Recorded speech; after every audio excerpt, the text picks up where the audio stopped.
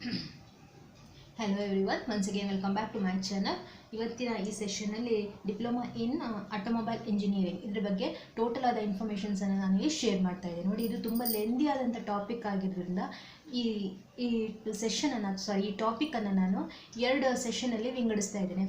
First ಸೆಷನಲ್ಲಿ introduction ಹಾಗೆ eligibility criteria, admission process and syllabus ಇವುಗಳ ಬಗ್ಗೆ ಡೆಪ್ತ್ ಆದಂತಹ ಇನ್ಫಾರ್ಮೇಷನ್ಸನ್ನು ಶೇರ್ ಮಾಡ್ತಾ ಇದ್ದೇನೆ. ಹಾಗೆ ಸೆಕೆಂಡ್ ಸೆಷನಲ್ಲಿ fees structure, career opportunities and top colleges for the automobile engineering, ಹಾಗೆ ರಿಕ್ರೂಟರ್ ಹೈರಿಂಗ್, ಯಾವ್ಯಾವ ಕಂಪ್ನಿಗಳಲ್ಲಿ ನಿಮ್ಮ ಆಟೋಮೊಬೈಲ್ ಇಂಜಿನಿಯರ್ ಮಾಡಿದವರನ್ನು ರಿಕ್ರೂಟ್ ಮಾಡ್ಕೋತಾರೆ ಅದ್ರ ಬಗ್ಗೆ ನೆಕ್ಸ್ಟ್ ಸೆಷನ್ಗೆ ಅಂದರೆ ನೆಕ್ಸ್ಟ್ ವೀಡಿಯೋದಲ್ಲಿ ಅದನ್ನ ಮಾಡ್ತೇನೆ. ಯಾಕಂದರೆ ಒಂದೇ ವೀಡಿಯೋದಲ್ಲಿ ಟೋಟಲ್ ಆಗಿ ಮಾಡಿದ್ದೆ ಅಂತಂದರೆ ಅದು ತುಂಬ ಲೆಂದಿ ಆಗುತ್ತೆ, ಇಟ್ ವಿಲ್ ಬಿ ಬೋರಿಂಗ್, ತುಂಬ ಬೋರ್ ಆಗ್ತದೆ. ಹಾಗೆ ಇನ್ನೊಂದು ವಿಷಯ ನೋಡಿ, ನಾನಿನ್ನು ಎಕ್ಸ್ಪ್ಲೇನ್ ಮಾಡುವಾಗ ಅಥವಾ ಡೇಟಾಸ್ ಇನ್ಫಾರ್ಮೇಷನ್ಸ್ಗಳನ್ನು ಶೇರ್ ಮಾಡುವಾಗ ಆದಷ್ಟು ರಿಸರ್ಚ್ಗಳನ್ನು ಮಾಡ್ಕೋತಾ ಹೋಗ್ತೇನೆ. ಸೊ ನನ್ನ ಒಂದು ವೀಡಿಯೋದಲ್ಲಿ ಇನ್ನೊಂದು ವೀಡಿಯೋ ನೀವು ಪಬ್ಲಿಷ್ ಆಗಬೇಕಾದ್ರೆ ತುಂಬ ಟೈಮನ್ನು ತೊಗೊಳುತ್ತೆ, ಆಲ್ಮೋಸ್ಟ್ ಆಫ್ 1 ವೀಕ್ ತೊಗೊಳ್ತಿರ್ಬೇಕು. ನಾನು ಲಾಸ್ಟ್ ವೀಡಿಯೋ ನಾನು 1 ವೀಕ್ ಬ್ಯಾಕ್ ಹಾಕಿದ್ದೇನೆ. ಹಾಗೆ ಕೆಲವರು ಕಮೆಂಟ್ ಮಾಡಿ ಕೇಳ್ತಾ ಇದ್ದಾರೆ, ಕೆಲವೊಂದು ಟಾಪಿಕ್ಸ್ ಬಗ್ಗೆ ಹೇಳ್ತಾ ಇದ್ದಾರೆ. ಆಲ್ಮೋಸ್ಟ್ ಸಫಿಷಿಯೆಂಟ್ ಆದಂಥ ಟಾಪಿಕ್ಸ್ಗಳು ಪೆಂಡಿಂಗ್ ಇದೆ, ಇನ್ನು ಬೇಕಾದಷ್ಟು ಏನು ಹೇಳಿ ಟಾಪಿಕ್ಗಳ ಬಗ್ಗೆ ವೀಡಿಯೋಸನ್ನು ಮಾಡಬೇಕಾಗಿದೆ. ಹಾಗಾಗಿ ಈ ಸೆಷನ್ಸ್ಗಳನ್ನು ನಾನು ಟಾಪಿಕನ್ನು ನಿಮಗೆ ಈಸಿ ಆಗಲಿ ಅನ್ನುವಂಥ ಪರ್ಪಸ್ಸಿಂದ 2 ಸೆಷನಲ್ಲಿ ಮಾಡ್ತಾ ಇದ್ದೇನೆ. ಇವತ್ತು ಈ ಫಸ್ಟ್ ಸೆಷನಲ್ಲಿ ನಾನು ಹೇಳಿದ್ನಲ್ಲ, ಇಂಟ್ರೊಡಕ್ಷನ್, ಎಲಿಜಿಬಿಲಿಟಿ ಕ್ರೈಟೀರಿಯಾಸ್ ಹಾಗೆ ಅಡ್ಮಿಷನ್ ಪ್ರಾಸೆಸ್ ಆ್ಯಂಡ್ ಸಿಲೆಬಸ್ ಬಗ್ಗೆ ಹೈಲೈಟ್ ಮಾಡ್ತೇನೆ. ನೆಕ್ಸ್ಟ್ ವೀಡಿಯೋದಲ್ಲಿ ಅಂದರೆ ನೆಕ್ಸ್ಟ್ ಸೆಷನಲ್ಲಿ ಅದನ್ನು fees structure, career opportunities and top colleges and recruiter hiring, ಕಂಪ್ನಿಗಳು ಯಾವ್ಯಾವ ಕಂಪ್ನಿಗಳು ಆಟೋಮೊಬೈಲ್ ಇಂಜಿನಿಯರಿಂಗ್ ಮಾಡಿದವರನ್ನು ಹೈಯರ್ ಮಾಡ್ಕೊಳ್ಳುತ್ತೆ ಅದ್ರ ಬಗ್ಗೆ ಇನ್ಫಾರ್ಮೇಷನ್ಸನ್ನು ಶೇರ್ ಮಾಡ್ತೇನೆ. Okay, let's start. Myself Shobha and the topic as you know in the thumbnail, automobile engineering, diploma in automobile engineering. ನೋಡಿ, ಇದು ಆಟೋಮೊಬೈಲ್ ಇಂಜಿನಿಯರಿಂಗ್ ಅಥವಾ ಪಾಲಿಟೆಕ್ನಿಕ್ ಆಟೋಮೊಬೈಲ್ ಇಂಜಿನಿಯರಿಂಗ್ ಅಂತ ಇದನ್ನು ಕರೀತಾರೆ. ಇಟ್ಸ್ ಅ 3 years ಕೋರ್ಸ್, 3 ವರ್ಷದ ಕೋರ್ಸ್ ಆಗಿದೆ. ಹಾಗೆ ಇದು ಸ್ಟೂಡೆಂಟ್ಸ್ಗೆ ಯಾವ ರೀತಿಯಾಗಿ ಹೆಲ್ಪ್ ಮಾಡುತ್ತೆ ಅಂತಂದರೆ, basic knowledge and skill required for the professional working in the automobile industry. Automobile ಇಂಡಸ್ಟ್ರಿಯಲ್ಲಿ ಪ್ರೊಫೆಷ್ನಲ್ ಆಗಿ ವರ್ಕ್ ಮಾಡಲಿಕ್ಕೆ ಬೇಕಾದಂತಹ ಸ್ಕಿಲ್ಲು, ನಾಲೆಜ್ ಮತ್ತು ರಿಕ್ವೈರ್ಮೆಂಟ್ಸ್ಗಳನ್ನು ಪ್ರೊವೈಡ್ ಮಾಡುವಂಥ ಕೋರ್ಸ್ ಆಗಿದೆ ಇದು. ಹಾಗೆ ಈ ಕೋರ್ಸನ್ನು ಮಾಡಬೇಕು ಅಂದರೆ student should complete the 10th class, 10th ಅಥವಾ SLC ಅವರು ಕಂಪ್ಲೀಟ್ ಮಾಡಿರಬೇಕಾಗುತ್ತೆ. ಹಾಗೆ and this course is expose to the skill. ಈ ಕೋರ್ಸ್ ಯಾವ ರೀತಿ ಸ್ಟೂಡೆಂಟ್ಸನ್ನು ಬಿಲ್ಟಪ್ ಮಾಡುತ್ತೆ, ಅವ್ರ ಕರಿಯರನ್ನು ಬಿಲ್ಟಪ್ ಮಾಡುತ್ತೆ, ಅವ್ರ ಪರ್ಸ್ನಾಲಿಟಿಯನ್ನು ಯಾವ ರೀತಿ ಬಿಲ್ಟಪ್ ಮಾಡುತ್ತೆ ಅಂತಂದರೆ, installation and maintenance and problem associated with the automobiles. ಈ ಕೋರ್ಸನ್ನು ಕಂಪ್ಲೀಟ್ ಮಾಡೋದ್ರಿಂದ ನಿಮಗೆ ಯಾವ ರೀತಿಯಾದ ಸ್ಕಿಲ್ ಅವೈಲೇಬಲ್ ಆಗುತ್ತೆ, ಸ್ಕಿಲ್ ಡೆವಲಪ್ಮೆಂಟ್ ಆಗುತ್ತೆ ಅಂತಂದರೆ, installation and maintenance and also problem associated with the ಆಟೋಮೊಬೈಲ್ಗೆ ಸಂಬಂಧಿಸಿದ ಹಾಗೆ ಹೇಗೆ ಮೇಂಟೆನೆನ್ಸ್ ಮಾಡಬೇಕು, ಪ್ರಾಬ್ಲಮ್ಸ್ಗಳನ್ನು ಹೇಗೆ ಸಾಲ್ವ್ ಮಾಡಬೇಕು, ಹಾಗೆ ಇನ್ಸ್ಟಾಲೇಷನ್ ಪ್ರೊಸೆಸ್ಗಳು ಯಾವ ರೀತಿಯಾಗಿರುತ್ತೆ, ಇವುಗಳ ಬಗ್ಗೆ ಏನು ಮಾಡುತ್ತೆ ಹೇಳಿ ಪೂರ್ತಿಯಾದಂಥ ನಾಲೆಜ್ ಈ ಕೋರ್ಸಿಂದ ನಿಮಗೆ ಅವೈಲೇಬಲ್ ಆಗುತ್ತೆ. ಹಾಗೆಯೇ ಇಲ್ಲಿ ನಿಮ್ಗೆ ಯಾವ ರೀತಿಯಾದ ಟ್ರೈನಿಂಗ್ಸ್ಗಳನ್ನು ಕೊಡ್ತಾರೆ ಅಂತಂದರೆ, designing, testing, understanding the parts of the working various parts, ಹಾಗೆ ಆಟೋಮೊಬೈಲ್ ಇಂಡಸ್ಟ್ರಿಗಳಲ್ಲಿ ಹೇಗೆ ವರ್ಕ್ ನಡೆಯುತ್ತೆ, ಹೇಗೆ ಡಿಸೈನನ್ನು ಮಾಡ್ತಾರೆ, ಯಾವ ರೀತಿ ಟೆಸ್ಟಿಂಗನ್ನು ಮಾಡ್ತಾರೆ, ಹಾಗೆ ಬೇರೆ ಬೇರೆ ಪಾರ್ಟ್ಸ್ಗಳನ್ನು ಯಾವ ರೀತಿ ಅಂಡರ್ಸ್ಟ್ಯಾಂಡಿಂಗ್ ಆಗಿ ಸರಿಯಾಗಿ ಅದನ್ನು ವರ್ಕ್ ಮಾಡೋ ಕಂಡೀಷನ್ಗೆ ತರಬೇಕಾಗುತ್ತೆ, ಇವುಗಳೆಲ್ಲ ಬಗ್ಗೆ ಟ್ರೈನಿಂಗನ್ನು ಕೊಡ್ತಾರೆ. Okay, then the eligibility criteria. ಒಂದು automobile engineering, diploma in automobile engineering ಮಾಡಬೇಕು ಅಂದರೆ ನಿಮ್ಗೆ ಯಾವ ರೀತಿ ಎಲಿಜಿಬಿಲಿಟಿ ಇರಬೇಕು ಅಂತಂದರೆ, first of all you should complete the 10th in the recognised board. ನೀವು 10th ಕಂಪ್ಲೀಟ್ ಮಾಡಿರಲೇಬೇಕಾಗುತ್ತೆ. ಇನ್ನೊಂದು ರಿಕಗ್ನೈಸ್ಡ್ ಬೋರ್ಡ್ ಅಂಡರಲ್ಲಿ 10th ಅಥವಾ SLC ನೀವು ಕಂಪ್ಲೀಟ್ ಮಾಡಿರಬೇಕು. ಹಾಗೆಯೇ ನೋಡಿ, ಇಲ್ಲಿ ಕಂಪಲ್ಸರಿಯಾಗಿ ಸೈನ್ಸ್, ಇಂಗ್ಲೀಷ್ ಅಥವಾ ಮ್ಯಾಥಮೆಟಿಕ್ಸ್ ಯಾವುದಾದ್ರೂ ಒಂದು ಸಬ್ಜೆಕ್ಟನ್ನು ನೀವು ಓದಿರಲೇಬೇಕಾಗುತ್ತೆ. ಒಂದು ಸೈನ್ಸ್ ಓದಿರಬೇಕು ಅಥವಾ ಮ್ಯಾಥಮೆಟಿಕ್ಸ್ ಅಥವಾ ಇಂಗ್ಲೀಷ್ ಯಾವುದಾದ್ರೂ ಒಂದು ಸಬ್ಜೆಕ್ಟನ್ನು ಕಂಪಲ್ಸರಿಯಾಗಿ ನೀವು 10th ಸ್ಟಡಿ ಮಾಡಿರಬೇಕಾಗುತ್ತೆ. That is the eligibility. ಅದು ಒಂದು ಎಲಿಜಿಬಿಲಿಟಿ ಕ್ರೈಟೇರಿಯಾ ಆಗಿದೆ. ಹಾಗೆಯೇ ಮಿನಿಮಮ್ ಮಾರ್ಕ್ಸ್ 50% ಮಾರ್ಕ್ಸ್ ಪಡೆದಿರಲೇಬೇಕು SLCಯಲ್ಲಿ. ಅದಕ್ಕಿಂತ ಬಿಲೋ ಇತ್ತು ಅಂತಂದರೆ ನೀವು ಎಲಿಜಿಬಲ್ ಆಗಲ್ಲ, ಈ ಕೋರ್ಸನ್ನು ಮಾಡಲಿಕ್ಕೆ ಎಲಿಜಿಬಲ್ ಆಗಲ್ಲ. ಹಾಗೆಯೇ ಸಪೋಸ್ ಇಫ್ ನೀವು ಸ್ಪೋರ್ಟ್ಸ್ ಕೋಟಾದಲ್ಲಿ ಬರ್ತಿದ್ರಿ ಅಂದರೆ ಅಥವಾ ರಿಸರ್ವೇಷನ್ ಕ್ಯಾಟಗರಿಯಲ್ಲಿ ಬರ್ತಿದ್ರೆ ನಿಮಗೆ ರಿಲ್ಯಾಕ್ಸೇಷನ್ ಕೂಡ ಸಿಗುತ್ತೆ at the time of the admission ಪ್ರಾಸೆಸ್ಸಲ್ಲಿ. ನೀವು ಸಪೋಸ್ ಸ್ಪೋರ್ಟ್ಸ್ ಕೋಟಾದಲ್ಲಿ ಬರ್ತೀರಿ ಅಂತಂದರೆ ಅಥವಾ ರಿಸರ್ವೇಷನ್ ಕ್ಯಾಟಗರಿಯಲ್ಲಿ ಬರ್ತೀರಾ ಅಂತಂದರೆ ನಿಮಗೆ ಏಜ್ ರಿಲ್ಯಾಕ್ಸೇಷನ್ ಕೂಡ ಸಿಗುವಂತಹ ಅವಕಾಶಗಳು ಈ ಕೋರ್ಸಲ್ಲಿ ಇದೆ. ಓಕೆ, ನೋಡಿ ಯಾವ ರೀತಿ ಎಲಿಜಿಬಿಲಿಟಿ ಕ್ರೈಟೇರಿಯಾ ಇರಬೇಕು ಅಂತಂದರೆ you should complete the 10th with 50% marks ಆಗಿ 10th ಕಂಪ್ಲೀಟ್ ಮಾಡಿರಬೇಕು. ಸೈನ್ಸು, ಮ್ಯಾಥಮೆಟಿಕ್ಸ್ ಮತ್ತು ಇಂಗ್ಲೀಷಲ್ಲಿ ಯಾವುದಾದ್ರು ಒಂದು ಸಬ್ಜೆಕ್ಟನ್ನು ನೀವು ಸ್ಟಡಿ ಮಾಡಿರಬೇಕಾಗುತ್ತೆ. ಹಾಗೆಯೇ ಮಿನಿಮಮ್ 50 ಮಾರ್ಕ್ಸ್. ಆ್ಯಂಡ್ ಆಲ್ಸೋ ರಿಲ್ಯಾಕ್ಸೇಷನನ್ನು ಕನ್ಸಿಡರ್ ಮಾಡಿದ್ರೆ ಸ್ಪೋರ್ಟ್ಸ್ ಕೋಟಾ ಅಂಡರಲ್ಲಿ ಬರ್ತಿದ್ರೆ ಅಥವಾ ಯಾವುದೇ ಒಂದು ಏನು ಹೇಳಿ category, I mean to say reserve ಕ್ಯಾಟಗರಿಯಲ್ಲಿ ಬರ್ತೀರಾ ಅಂತಂದರೆ ನಿಮಗೆ ರಿಲ್ಯಾಕ್ಸೇಷನ್ ಕೂಡ ಪ್ರೊವೈಡ್ ಆಗುತ್ತೆ. ಹಾಗೆ ನೆಕ್ಸ್ಟ್ ಅಡ್ಮಿಷನ್ ಪ್ರಾಸೆಸ್. ನೋಡಿ ಅಡ್ಮಿಷನ್ ಪ್ರಾಸೆಸ್ ಯಾವ ರೀತಿ ಇದೆ ಅಂತಂದರೆ ಇಲ್ಲೂ ಕೂಡ ಮೆರಿಟ್ ಬೇಸ್ ಮೇಲೆ ಅಡ್ಮಿಷನ್ ಪ್ರಾಸೆಸ್ ನಡೆಯುತ್ತೆ. Merit base, minimum eligibility criteria ನೀವು ಮೀಟ್ ಆದ್ರಿ ಅಂತಂದರೆ on the base of the merit list you will be selected, ನಿಮ್ಮನ್ನು ಸೆಲೆಕ್ಟನ್ನು ಮಾಡ್ತಾರೆ. ಹಾಗೆ ನಿಮ್ಮ 10th ಪರ್ಫಾರ್ಮೆನ್ಸ್, ನಿಮ್ಮ 10th ಪರ್ಫಾರ್ಮೆನ್ಸ್, ಮಿನಿಮಮ್ ಮಾರ್ಕ್ಸ್, ಹಾಗೆ ಸಬ್ಜೆಕ್ಟ್ ಏನಾದರೂ ಚೂಸ್ ಮಾಡಿದ ಅವೆಲ್ಲವನ್ನು ಕನ್ಸಿಡರ್ ಮಾಡಿ ಮೆರಿಟ್ ಬೇಸ್ ಮೇಲೆ ಏನು ಮಾಡ್ತಾರೆ ಹೇಳಿ ಸೆಲೆಕ್ಷನನ್ನು ಮಾಡ್ತಾರೆ. ಓಕೆ, ಹಾಗೆ ನೋಡಿ ಕೆಲವೊಂದು ಇನ್ಸ್ಟಿಟ್ಯೂಷನ್ಸ್ಗಳಲ್ಲಿ ಏನಿದೆ ಅಂತಂದರೆ 10th ಸಿಲೆಬಸ್ ಮೇಲೆ ಅವರೇ ಒಂದು ಎಂಟ್ರೆನ್ಸ್ ಎಕ್ಸಾಮ್ಸನ್ನು ಕಂಡಕ್ಟ್ ಮಾಡ್ತಾರೆ. ಎಂಟ್ರೆನ್ಸ್ ಎಕ್ಸಾಮ್ಸಲ್ಲಿ ನೀವು ಏನು ಮಾಡಬೇಕು ಹೇಳಿ ಪಾರ್ಟಿಸಿಪೇಟ್ ಮಾಡಿ ಅಲ್ಲೂ ಕೂಡ ಮೆರಿಟ್ ಲಿಸ್ಟ್ ಮೇಲೆ ಅಲ್ಲಿ ಪಾಸ್ ಆಗಿ ಮೆರಿಟ್ ಲಿಸ್ಟ್ ಮೇಲೆ ಏನು ಮಾಡ್ತಾರೆ ಹೇಳಿ ನಿಮ್ಮನ್ನು ಅಡ್ಮಿಷನ್ ಮಾಡ್ಕೋತಾರೆ. ಅವ್ರು ತಮ್ಮದೇ ಆದಂಥ ಒಂದು CET ಕಂಡಕ್ಟ್ ಮಾಡ್ತಾರೆ.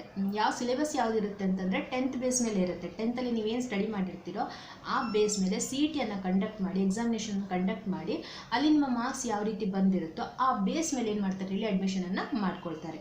ಈ ರೀತಿಯಾದಂತಹ ಒಂದು ಏನು ಹೇಳಿ ಅಡ್ಮಿಷನ್ ಪ್ರಾಸೆಸ್ ಕೂಡ ಇದೆ. ಹಾಗೆಯೇ ಅಥವಾ ನೀವು ಡೈರೆಕ್ಟಾಗಿ ಕಾಲೇಜ್ಗೆ ಎಂಟ್ರಾಗಿ ಅಲ್ಲಿದ್ದ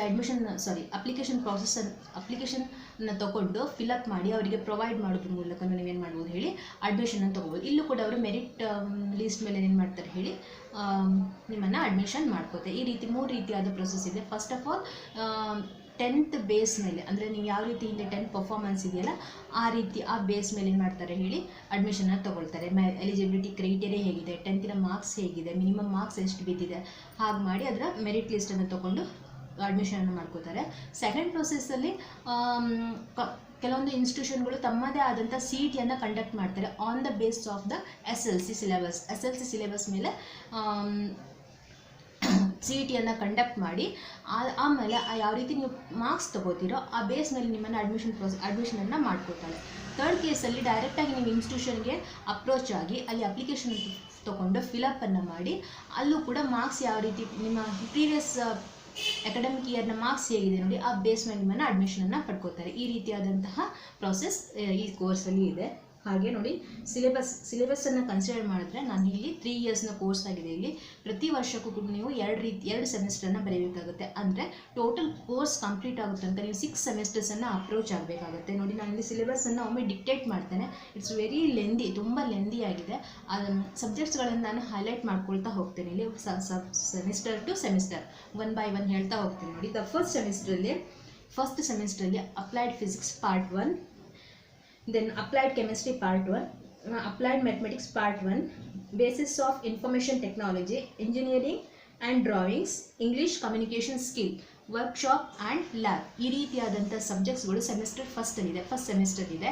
ಹಾಗೆಯೇ ಸೆಕೆಂಡ್ ಸೆಮಿಸ್ಟರ್ ಬಗ್ಗೆ ಹೇಳಬೇಕು ಅಂತಂದರೆ applied physics part 2, applied mathematics part 2, ಹಾಗೆ engineering drawings part 2, environmental studies, workshop and lab. This is for the second semester. And move with the third semester ಬಗ್ಗೆ ಹೇಳಬೇಕು ಅಂತಂದರೆ applied mechanics, automobile engineering and drawing, then electrical and electronics, automotive materials, and finally workshop and lab. Next move with the fourth semester ಬಗ್ಗೆ ಹೇಳಬೇಕು ಅಂತಂದರೆ auto engineering, strength of materials, CAD in automobile engineering, basics of body and transmissions, workshop technology and also to the workshop. Finally workshop ನೋಡಿ, ಪ್ರತಿ ಸೆಮಿಸ್ಟ್ರಲ್ಲೂ workshop ಇರುತ್ತೆ. ಅದನ್ನು ನೀವು attend ಆಗಲೇಬೇಕಾಗುತ್ತೆ. In each semester, I think for each semester, ಎಲ್ಲ ಸೆಮಿಸ್ಟರ್ಸ್ಗಳಲ್ಲೂ workshop ಇರುತ್ತೆ. ನೀವು ಅಟೆಂಡನ್ನು ಆಗಬೇಕಾಗುತ್ತೆ. It's one of the subject ಅಂತಲೇ ಕನ್ಸಿಡರ್ ಮಾಡಿದ್ದಾರೆ ಅವರಲ್ಲಿ.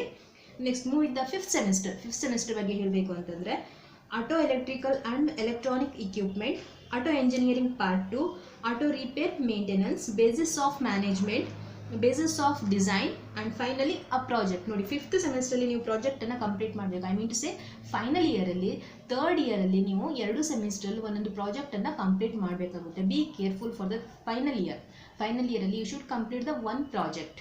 ಪ್ರತಿ ಫಿಫ್ತ್ ಸೆಮಿಸ್ಟರ್ ಹಾಗೆ ಸಿಕ್ಸ್ತ್ ಸೆಮಿಸ್ಟರ್ಲಿ ಒಂದೊಂದು ಪ್ರಾಜೆಕ್ಟ್ಸನ್ನು ನೀವು ಕಂಪ್ಲೀಟ್ ಮಾಡಬೇಕು ಅಲಾಂಗ್ ವಿತ್ ದ ಸಬ್ಜೆಕ್ಟ್ಸ್ ಜೊತೆಗೆ ಅದನ್ನು ಕೂಡ ನೀವು ಕಂಪ್ಲೀಟನ್ನು ಮಾಡಬೇಕಾಗುತ್ತೆ.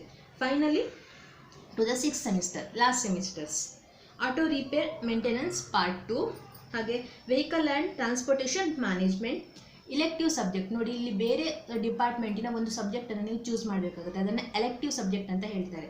ನೀವೀಗ ಮಾಡ್ತಿರುವಂಥ course diploma in automobile engineering.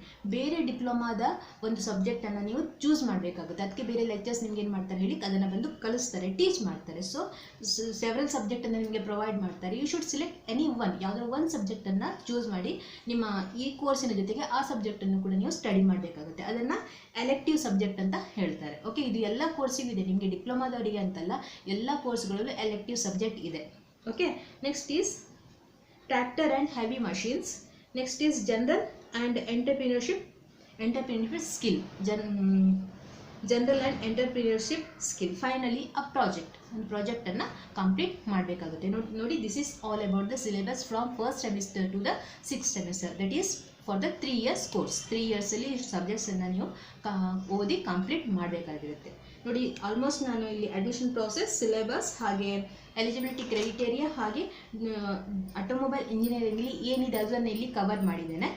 ಆಗಲೇ ಹೇಳಿದಾಗೆ ನಾನು ನೆಕ್ಸ್ಟ್ ಸೆಷನಲ್ಲಿ, ನೆಕ್ಸ್ಟ್ ವಿಡಿಯೋದಲ್ಲಿ ನಾನು ಫೀ ಸ್ಟ್ರಕ್ಚರ್, ಇದಕ್ಕೆ ಸಂಬಂಧಿಸಿದಂಥ ಫೀ ಸ್ಟ್ರಕ್ಚರ್ಸ್ಗಳು, ಹಾಗೆ ಕೆರಿಯರ್ ಹಾಗೆ job opportunities, top colleges, recruiter hiring in the companies, ಯಾವ ಕಂಪ್ನಿಗಳಲ್ಲಿ ನಿಮ್ಮನ್ನು ಯಾವ ಕಂಪನಿಗಳಲ್ಲಿ ನಿಮ್ಮನ್ನು ರಿಕ್ರೂಟ್ಮೆಂಟ್ ಮಾಡ್ಕೋತಾರೆ, ಅದ್ರ ಬಗ್ಗೆ ಡೀಟೇಲ್ ಆದ ಇನ್ಫಾರ್ಮೇಷನ್ಸನ್ನು ನೆಕ್ಸ್ಟ್ ಸೆಷನ್ನಲ್ಲಿ ನಾನು ಏನು ಮಾಡ್ತೇನೆ ಹೇಳಿ, ನೆಕ್ಸ್ಟ್ ಸೆಷನ್ನಲ್ಲಿ ಶೇರನ್ನು ಮಾಡ್ತೇನೆ. ಓಕೆ, ನನ್ನ ಯಾವುದೇ ರೀತಿಯಾದ ಡೌಟ್ಸ್ಗಳಿದ್ದರೆ ನೀವು ಕಮೆಂಟ್ ಮಾಡೋದ್ರ ಮೂಲಕ ತಿಳಿಸ್ಬೋದು, ಅಥವಾ ನಿಮಗೆ ಯಾವುದೇ ಒಂದು ಟಾಪಿಕ್ನ ಬಗ್ಗೆ ಇನ್ಫಾರ್ಮೇಷನ್ ಬೇಕಿದ್ರೂ ಕೂಡ ನೀವೇನು ಮಾಡ್ಬೋದು ಹೇಳಿ, ನಿಮ್ಮ ಕಮೆಂಟ್ ಬಾಕ್ಸಲ್ಲಿ ನೀವು ಕಮೆಂಟ್ ಮಾಡೋದ್ರ ಮೂಲಕ ತಿಳಿಸ್ಬೋದು. ಹಾಗೆಯೇ ನನ್ನ ಇಮೇಲ್ ಐಡಿಯನ್ನು ನಾನು ಡಿಸ್ಕ್ರಿಪ್ಷನ್ ಬಾಕ್ಸಲ್ಲಿ ಹಾಕಿದ್ದೆ. ನಿಮ್ಮ ಕ್ವಶನ್ಸ್ಗಳು, ಕ್ವಾರೀಸ್ಗಳು, ಡೌಟ್ಸ್ಗಳು ಏನೇ ಇದ್ದರೂ ಸಹ ನೀವು ಮೇಲ್ ಮಾಡೋದ್ರ ಮೂಲಕ ಕೇಳ್ಬೋದು. ನಾನು ಡೆಫಿನೆಟ್ಲಿ ಅದಕ್ಕೆ ರಿಪ್ಲೈಯನ್ನು ಮಾಡ್ತೇನೆ. ಓಕೆ, ಈ ವಿಡಿಯೋ ನಿಮಗೆ ಲೈಕ್ ಆಯಿತು ಅಂದರೆ please like, share and subscribe the channel. Thanks for watching. Meet you in the next session.